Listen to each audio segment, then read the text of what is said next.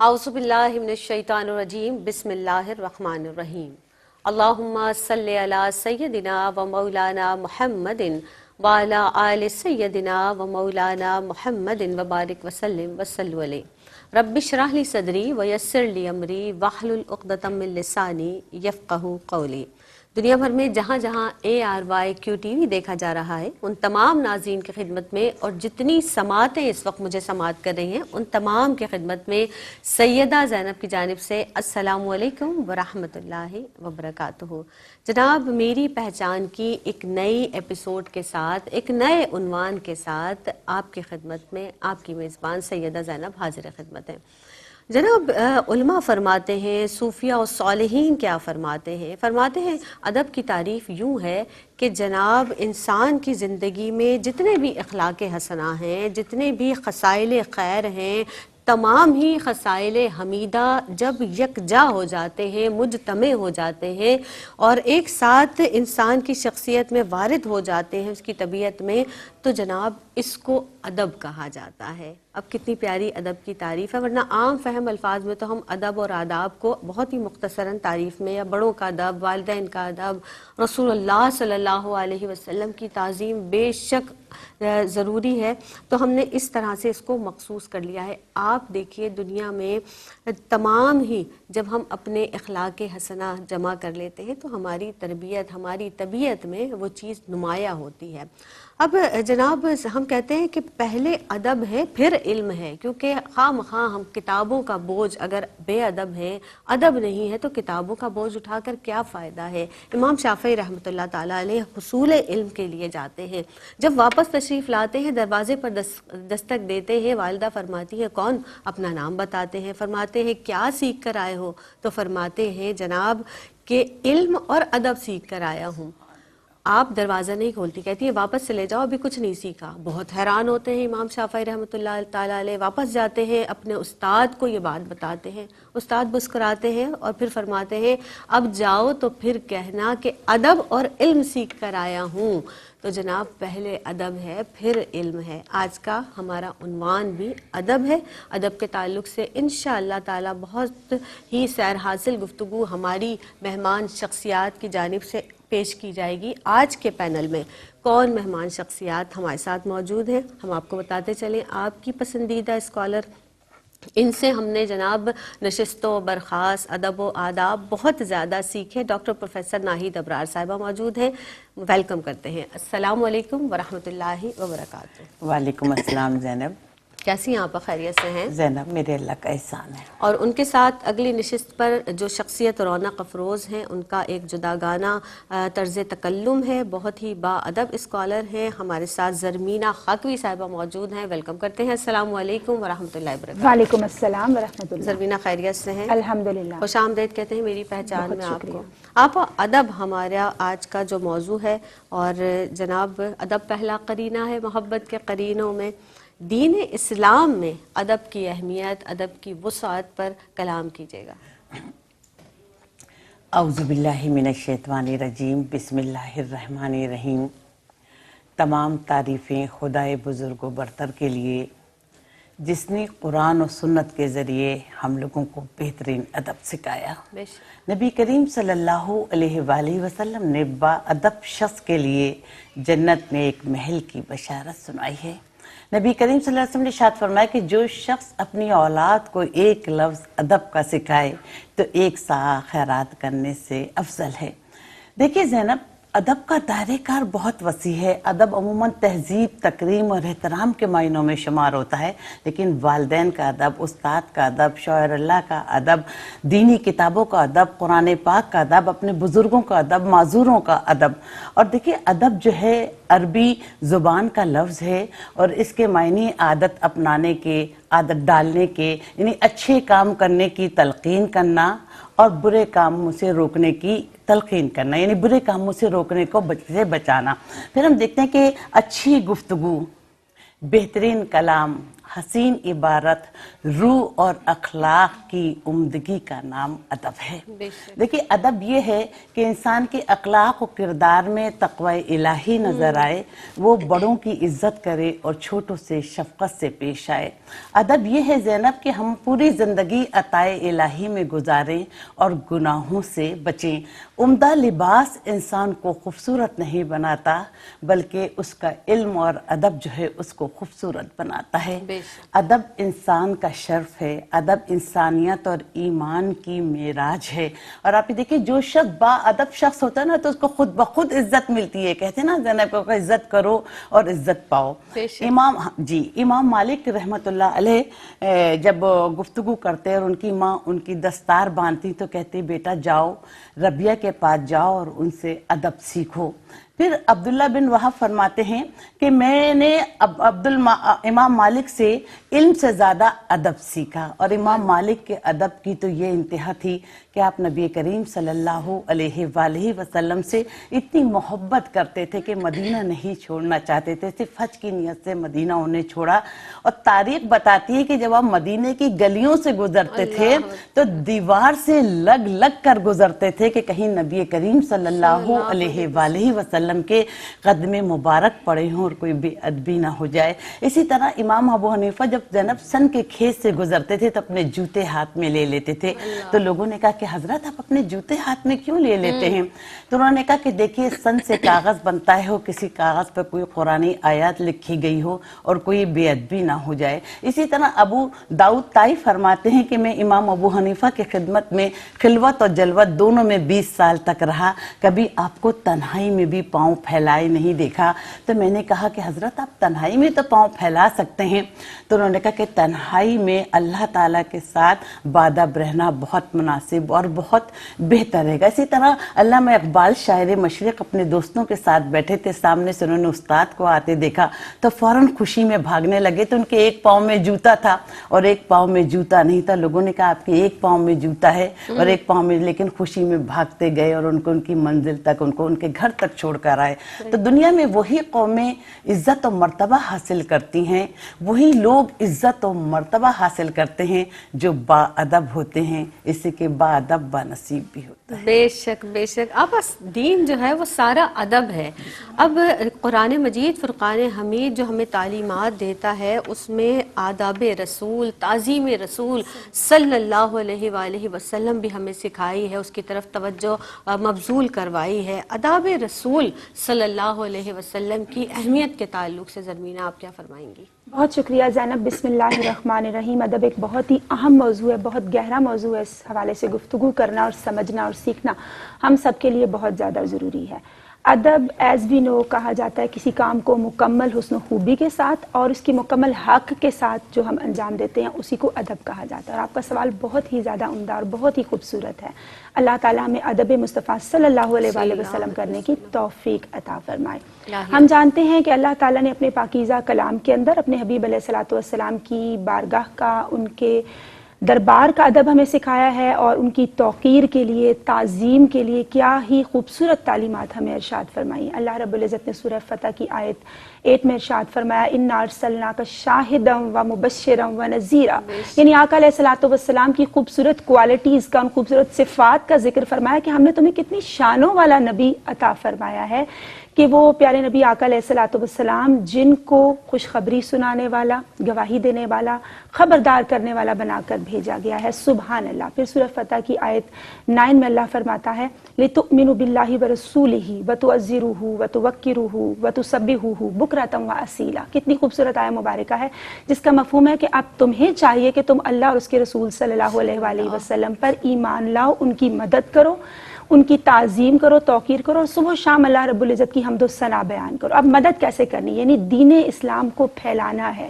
خود بھی اس پر عمل کرنا ہے، ان خوبصورت میسیجز کو ڈور ٹو ڈور پہنچانا ہے، گھر گھر کی زینت بنانا ہے تاکہ انسان کی زندگیاں آراستہ ہو سکیں۔ کیا ہی خوبصورت اسلوب اللہ رب العزت نے ہمیں عطا فرمائے۔ اب زبان سے تو obviously ہم نے اقرار کیا، لیکن زینب دل سے تصدیق کرنا بہت زیادہ ضروری ہے کہ ہمارے من میں اللہ اور اس کے رسول صلی اللہ علیہ وآلہ وسلم کا ادب ہو، کیونکہ سلطان باہو رحمۃ اللہ علیہ فرماتے ہیں کہ تسبیح پھری पर दिल ना फिरया की लेना तस्बीह पढ़ के हूँ, इल्म पढ़या ते अदब ना सीखया की लेना इल्म पढ़ के हूँ। अल्लाह कि इल्म तभी नाफे है जब अदब के साथ कनेक्टेड है, और हमारी तस्बीह तभी नाफे होगी जब हम अदब से, ताजीम से, जुबान से भी इकरार करेंगे अल्लाह रसूल सल्लल्लाहु अलैहि वसल्लम के अदब का, और अपने अमल से भी इजहार करेंगे, अपने दिल से भी इजहार करेंगे, तो वो हमारे लिए कितनी नफा बख्शी का सामान करेगी। अल्लाह की हम्दो सना। फिर सूरह हुजरात की आयत 2 में अल्लाह रब्बुल इज्जत का इरशाद है, जिस आयत का मफहूम है कि अल्लाह ताला ने फरमाया कि जब आका अलैहिस्सलातु वस्सलाम की बारगाह अक़दस में जाओ तो अपनी आवाज़ों को पस्त रखो, ऐसे गुफ्तगू ना करो जैसे आपस में एक दूसरे से करते हो, ऐसा ना हो कि तुम्हारे अमाल ज़ाया हो जाएं और तुम्हें शऊर तक ना हो। और उसके साथ साथ हम ये भी देखते हैं कि सहाबा कराम रिज़वानुल्लाहि अलैहिम अजमईन ने जब आका अलैहिस्सलातु वस्सलाम की ताज़ीम की, अदब किया, तो अल्लाह ताला ने इसकी मदह फरमाई, इसकी तारीफ़ फरमाई। और इसकी अगली ही आयत में अल्लाह रब्बुल इज़्ज़त का इरशाद है कि जो लोग आका अलैहिस्सलातु वस्सलाम की बारगाह अक़दस में अपनी आवाज़ों को पस्त रखते हैं, अदब से बात करते हैं, तो यही वो लोग हैं जिनके कुलूब को अल्लाह रब्बुल इज़्ज़त ने तकवा और परहेजगारी के सिलसिले में चुन लिया है, मुंतखब फरमा लिया है। इनके लिए बख्शिश और अजर अजीम है। यानी सहाबा कराम ने इतनी ताजीम की ज़ैनब, अदब मुस्तफ़ा सल्लल्लाहु अलैहि वसल्लम का इतना ख्याल रखा कि अल्लाह ने तकवा की मोहर को उनके लिए सख्त फरमा दिया।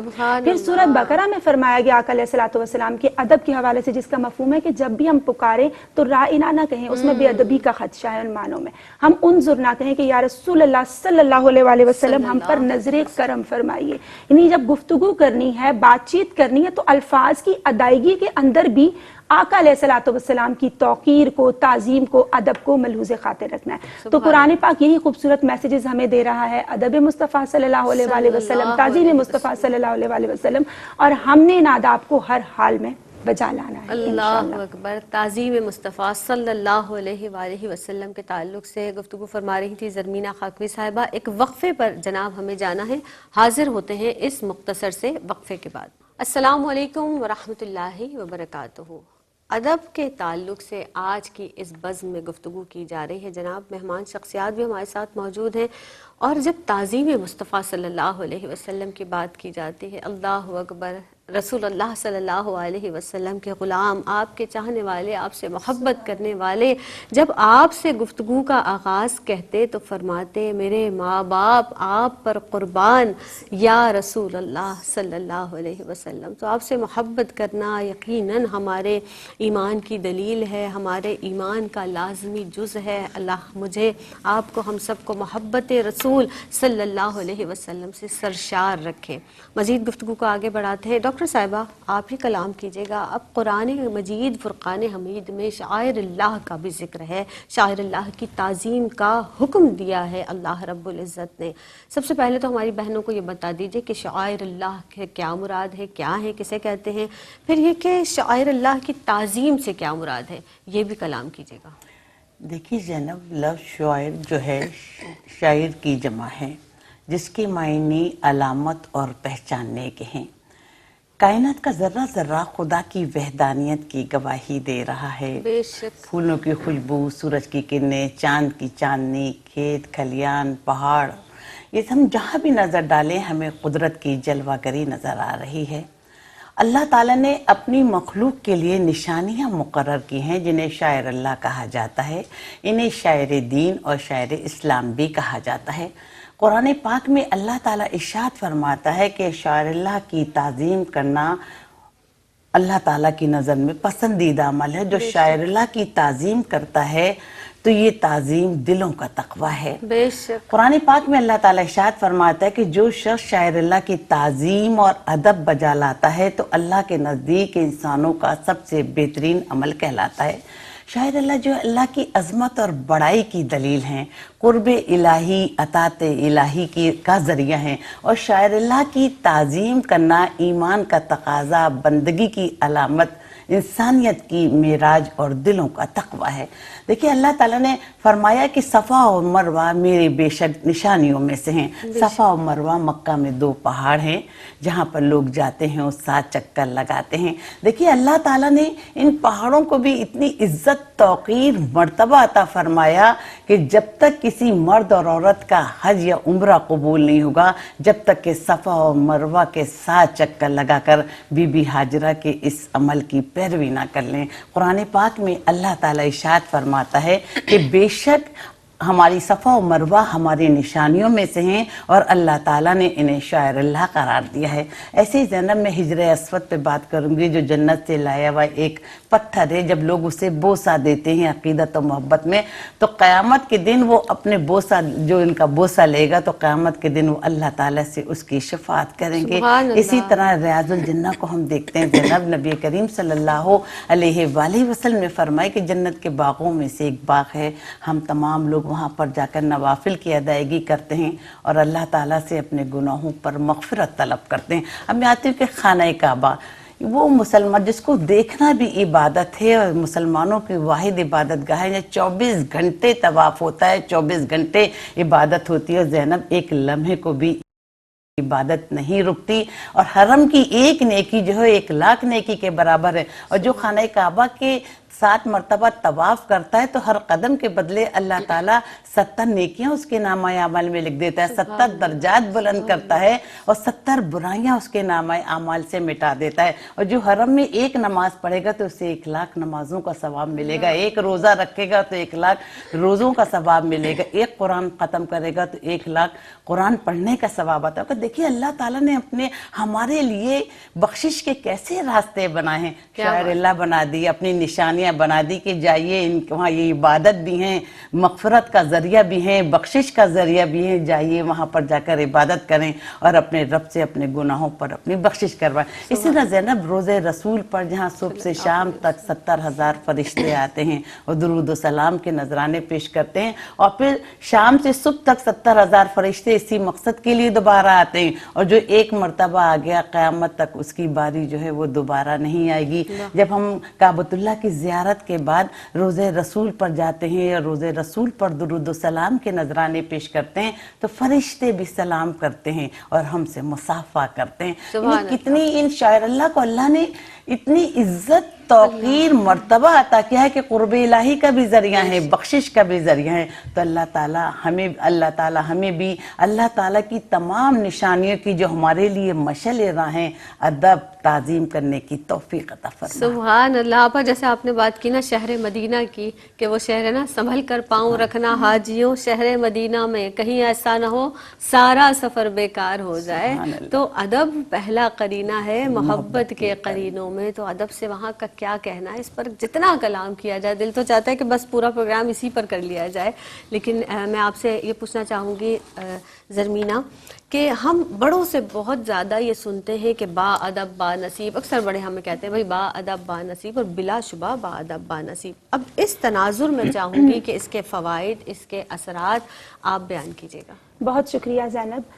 دیکھیے با ادب واقعی با نصیب ہوتا ہے، اور بے ادب بے نصیب بھی ہم سنتے ہیں اور زندگی کے اندر ایکسپیرینس کرتے ہیں، مشاہدہ کرتے ہیں، اپنے گرد و نواح میں دیکھتے ہیں، تو ایسا ہی ہوتا ہے۔ یہ محاورہ بالکل آپ کا درست ہے اور زندگی کی ایک بھرپور حقیقت لیے ہوئے ہے۔ اللہ تعالیٰ ہمیں اس کا فہم عطا فرمائے، ادراک عطا فرمائے۔ اچھا، سب سے پہلے تو ہم یہ بھی جان لیتے ہیں، جیسے ادب کی وسعت کے حوالے سے پہلے بھی بات کی گئی کہ ہر چیز کا ادب ہوتا ہے اور مختلف آداب لیے ہوتی ہے، اللہ متناہی سلسلہ آگے بھی کنٹینیو ہوتا ہے۔ یہاں میں ایک ایک کا صرف ذکر کرنا چاہوں گی کہ ہم ادب کو محدود کرتے ہیں والدین کا، اساتذہ کا، یا دیگر جو ہمارے بڑے ہیں، جو ہماری فیملی کے ساتھ کنیکٹڈ لوگ ہیں، جی بڑوں کا ادب۔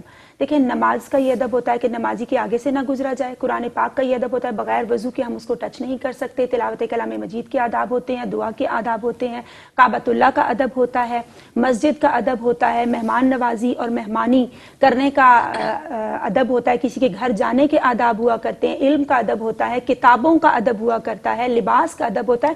یعنی ہماری زندگی کا ہر سیکشن جو بھی ہے وہ ادب سے خالی نہیں ہے، اور ادب کا فائدہ کیا ہے کہ زندگی کو حسن بخشتا ہے، ایک رعنائی، ایک خوبصورتی اجاگر کرتا ہے ہماری لائف کے اندر۔ بچوں کا ادب یہ ہے کہ ان کو تکریم کے ساتھ، محبت کے ساتھ، عزت کے ساتھ پکارا جائے، ان کے ساتھ شفقت کے معاملات کو اختیار کیا جائے۔ مخلوق کا بھی زینب ادب ہوتا ہے۔ مولانا روم رحمۃ اللہ علیہ ایک مرتبہ جا رہے ہوتے ہیں اپنے اسٹوڈنٹس کے ساتھ اور اپنے مریدین کے ساتھ، ایک تنگ گلی ہوتی ہے، وہاں ایک جانور سو رہا ہوتا ہے، تو وہ اسٹوڈنٹس کہتے ہیں کہ ہم جلدی سے اس کو اٹھا دیں کیونکہ راستہ تنگ ہے، تو آپ منع فرماتے ہیں کہ یہ جانور اللہ تعالیٰ کی مخلوق ہے، اس کو نیند آئی ہے، اس کو سونے دیا جائے۔ تو مخلوق کا بھی ادب ہوتا ہے۔ تو ڈیفینیٹلی ادب بیسکلی یہ ہے زینب کہ اپنے حق کی کم سے کم طلب رکھنا، اور دوسروں کے فرائض، جو ہمارے فرائض ہیں، ان کو ہم زیادہ سے زیادہ، دوسروں کے حقوق کو زیادہ سے زیادہ ادا کریں۔ اس میں کتنی خوبصورتی پوشیدہ اور کتنا بڑا فائدہ کہ ہم اللہ کے ساتھ جو تعلق بندگی ہے، جو ہمارا حق ہے، اس کو بھی خوبصورتی کے ساتھ نبھانے کی کوشش کر رہے ہوتے ہیں، مخلوق کے ساتھ جو اللہ کی فیملی ہے اچھا سلوک کرنے کی کوشش کر رہے ہوتے ہیں، معاشرہ پیار محبت اور امن و سکون کا مرکز بنتا ہوا ہمیں نظر آتا ہے۔ اب باادب بانصیب کیسے ہوتا ہے؟ جیسے ہمارے بڑے ہیں، والدین ہیں، کسی کے ہم کام آ جاتے ہیں، کسی کا بل جمع کروانے میں بڑوں کی ہیلپ کر دیتے ہیں، یا میڈیسنز کے معاملات میں، فروٹس لانے کے معاملات میں، کسی بھی معاملے میں آپ جب ان کا ادب کرتے ہیں، ان کی بات مانتے ہیں، اخلاص نیت اور للہیت پر مبنی ہوتا ہے آپ کا وہ کام، تو ان کے دل سے دعائیں نکلتی ہیں اور انسان کا نصیب جگمگا جاتا ہے، چمک اٹھتا ہے، روشن ہو جاتا ہے۔ اسی لیے باادب بانصیب کہا جاتا ہے۔ اور بے ادب بے نصیب کیسے ہوتا ہے کہ ایک انسان کسی کا احسان ہی نہ مانے، اس کے راستے میں رکاوٹیں پیدا کرے، اسی کی جڑیں کاٹنا شروع کر دے، تو وہ پھر ایسی گویا تاریک راہوں کا مسافر ہوتا ہے کہ ایک تو تاریک راہوں کا مسافر، اور زینب اس کے بعد اس کے پاس کوئی دیا بھی نہیں ہے کہ اپنی راہوں کو روشن کر کے اپنی منزل کا تعین کر سکے۔ تو اللہ تعالی ہم سب پہ کرم فرمائے۔ پھر ہم یہ دیکھتے ہیں کہ کیونکہ ہم سنتے ہیں نا کہ علم تو ابلیس کے پاس بھی بہت تھا، لیکن وہ ادب سے محروم تھا، تو اس تربیت کو حاصل کرنا ضروری ہے، کیونکہ عشق حقیقی کی جو ہماری راہیں ہیں وہ بھی آسان ہو جاتی ہیں جب ہم ادب کو ملحوظ خاطر رکھتے ہیں۔ اچھا ادب کا ایک اور فائدہ کیا ہوتا ہے؟ ہمارا اخلاق جگمگا اٹھتا ہے، قناعت کی دولت سے مالا مال ہوتے ہیں، صبر و شکر کو اپنا لیتے ہیں، اور جتنے بھی اوصاف حمیدہ اور بہترین کوالٹیز ہماری زندگی کا خاصہ بنتی چلی جاتی ہیں۔ پھر ادب کا ایک بہترین پیمانہ کیا ہوتا ہے کہ علم ہمیں سمجھ میں آنا شروع ہو جاتا ہے۔ اچھا علم سمجھ میں آنا شروع ہو جاتا ہے تو عمل درست ہو جاتا ہے، عمل درست ہو جائے تو انسان کو زہد عطا ہو جاتا ہے، زہد عطا ہو جائے تو انسان کو حکمت ملتی ہے، حکمت عطا ہو جائے تو انسان متروک دنیا کرتا ہے، متروک دنیا کرے تو رغبت آخرت رکھتا ہے، رغبت آخرت رکھے تو اللہ کو یاد کرتا ہے، اور اللہ اس کے رسول صلی اللہ علیہ وآلہ وسلم کی بارگاہ میں وقار کو، عزت کو، محبت کو پا لیتا ہے۔ اور یہاں میں اپنی بات کو مکمل کروں گی کہ زینب دیکھیں جو لوگ ادب کرتے ہیں نا، ان کی فیملیز کے بارے میں بھی گفتگو کی جاتی ہے کہ کتنے اچھے ان کے پیرنٹس ہیں، کتنے اچھے ان کے ٹیچرز ہیں جنہوں نے ان کو تربیت دی۔ انسٹیٹیوشنز تک کا زینب معاشرے میں ذکر کیا جاتا ہے کہ انہوں نے کتنے اچھے اداروں سے تربیت اور تعلیم پائی ہے۔ اور آقا علیہ الصلوۃ والسلام کی حدیث مبارکہ کا مفہوم ہے، ابو امامہ رضی اللہ تعالیٰ عنہ روایت کرتے ہیں، جو کوئی کسی بوڑھے کا ادب اس لیے کرتا ہے اس کے بڑھاپے کی وجہ سے، تو اللہ تعالیٰ اس پہ کرم فرماتا ہے اور ایک انسان کو مقرر کرتا ہے کہ جب وہ شخص بڑھاپے کی نہج پہ پہنچے گا تو وہ اس کی رسپیکٹ کرے گا۔ تو اللہ تعالیٰ ہمیں ان ادب آداب کو ملحوظ خاطر رکھنے کی توفیق عطا فرمائے۔ الہی آمین۔ یعنی در حقیقت یہ جو بات ہے، یہ جو نصیحت ہے، یہ محاورہ ہے کہ با ادب با نصیب اور بے ادب بے نصیب۔ جناب اس حوالے سے یعنی ادب کے تعلق سے مزید کلام کریں گے، مزید گفتگو کو آگے بڑھائیں گے۔ اس وقت ایک وقفے پر جانا ہے، حاضر ہوتے ہیں اس مختصر سے وقفے کے بعد۔ السلام علیکم ورحمۃ اللہ وبرکاتہ۔ جناب ادب کے تعلق سے آج کی بزم میں کلام کیا جا رہا ہے، اور بات ہو رہی تھی جناب کہ جب ادب حاصل ہو جاتا ہے نا انسان کو، تو اللہ رب العزت اس کے مراتب میں اضافہ فرما دیتا ہے پروردگار عالم۔ تو آپ بات ہو رہی تھی ادب کے تعلق سے، میں چاہوں گی بے ادبی یا ادب کا اتنا مقام ہے، ادب کرنے والوں کا اتنا مقام ہے، تو پھر بے ادب جو ہو جاتے ہیں لوگ آپا، اس کے کیا کیا نقصانات ہوتے ہیں؟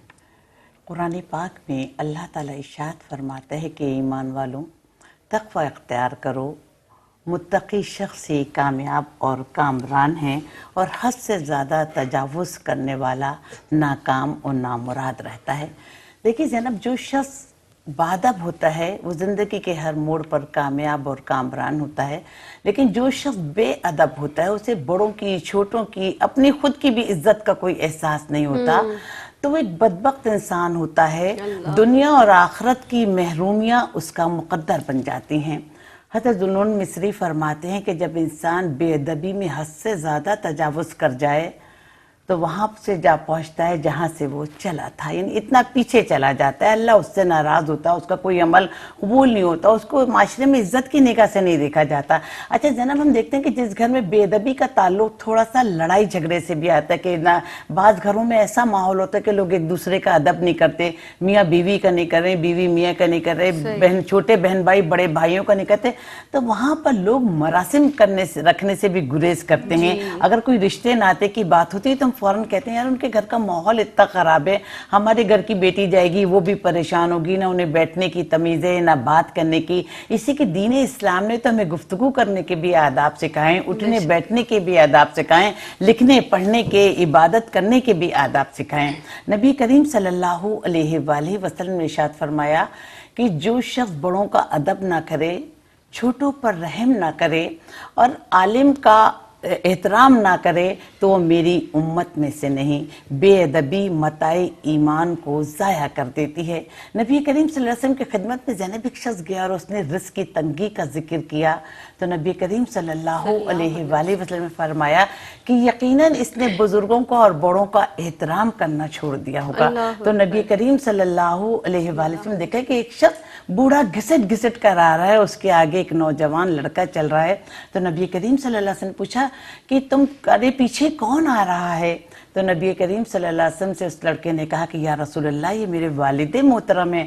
تو نبی کریم صلی اللہ علیہ وسلم نے فرمایا کہ اپنے والد محترم کے آگے نہ چلو, ان سے اونچی آواز میں بات نہ کرو, ان کے سامنے پاؤں نہ پھیلاؤ اور ان کے سامنے اف تک نہ کرو جنہوں نے تمہیں بولنا سکھایا.